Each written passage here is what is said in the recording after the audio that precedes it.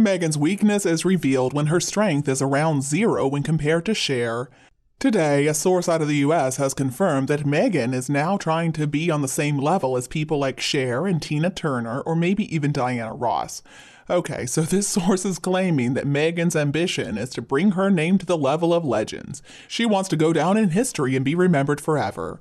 Let's remember that once upon a time, Cher said, "My experience with men is great because I pick them because I like them. I don't need them."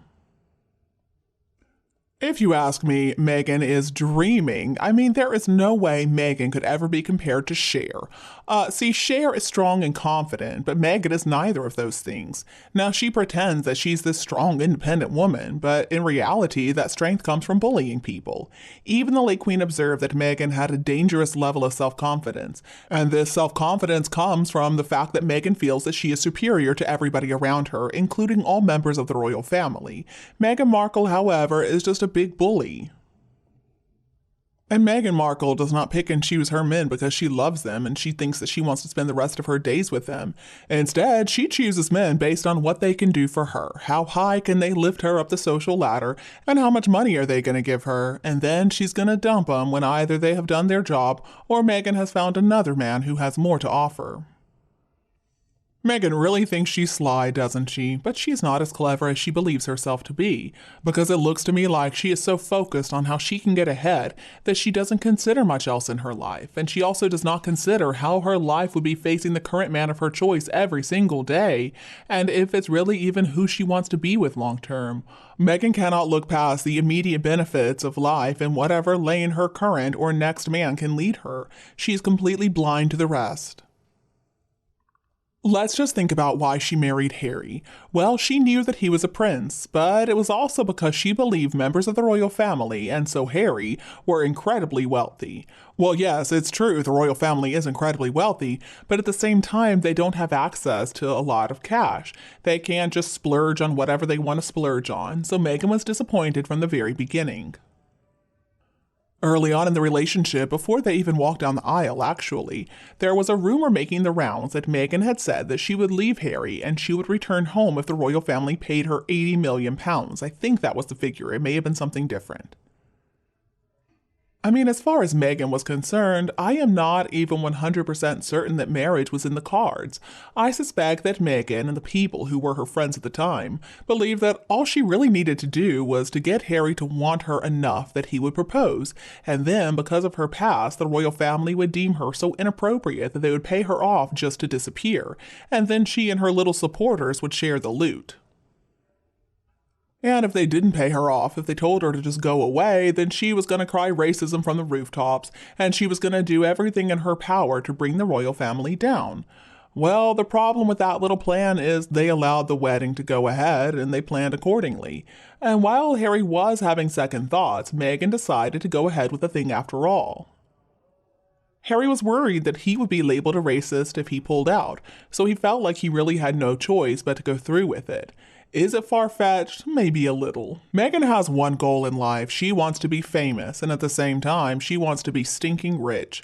But because she's incredibly lazy, she's not going to do anything to help herself.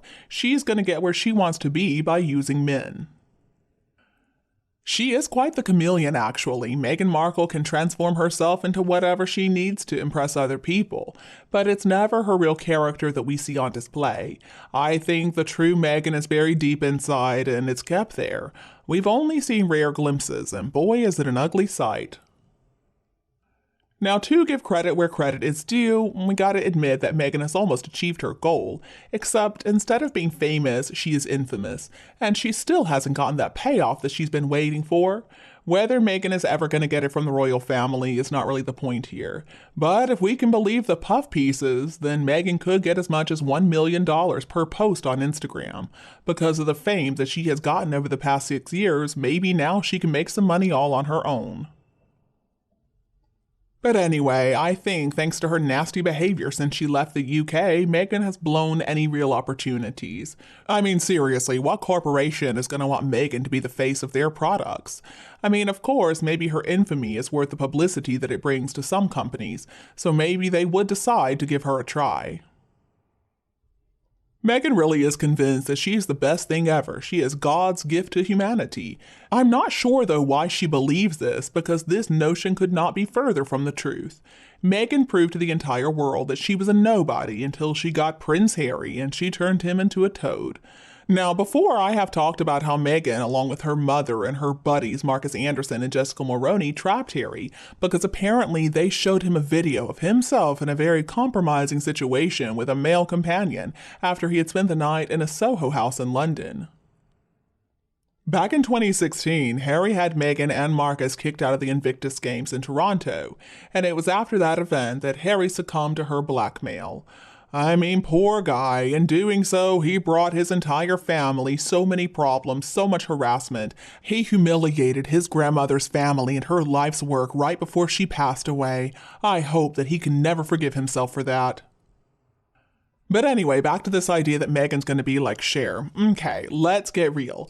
Cher is incredibly talented, unlike Meghan Markle. She doesn't need a man, but Meghan relies on men to bring her fame and fortune.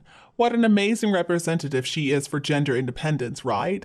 I mean, Cher can pick and choose her men just because she likes them. Remember the pizza delivery guy? The truth of the matter is, Cher may want men, but she doesn't need them. I mean, she has a gorgeous estate, she has a ton of money that she earned all on her own, she can buy anything else that she wants. Men are just for her to enjoy. Meghan, on the other hand, well, she relies on men to get where she wants to be in life. She has always been like that. Meghan has used men her entire life because she cannot succeed by herself. She can't make the kind of money that she believes she deserves. She needs them, unlike Cher. She never could afford the type of home that she thought she was entitled to, or the designer clothing, or the chance to travel all around the world using private jets. Meghan Markle is a user, so that's why Meghan needed a prince. I mean, come on now, a delivery guy never could have given her what she wanted.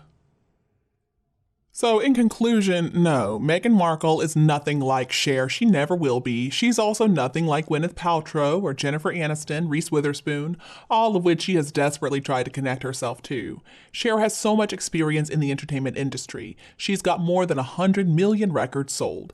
And let's not forget all the Hollywood movies that she starred in. She has a whole portfolio of success that Meghan could only dream of.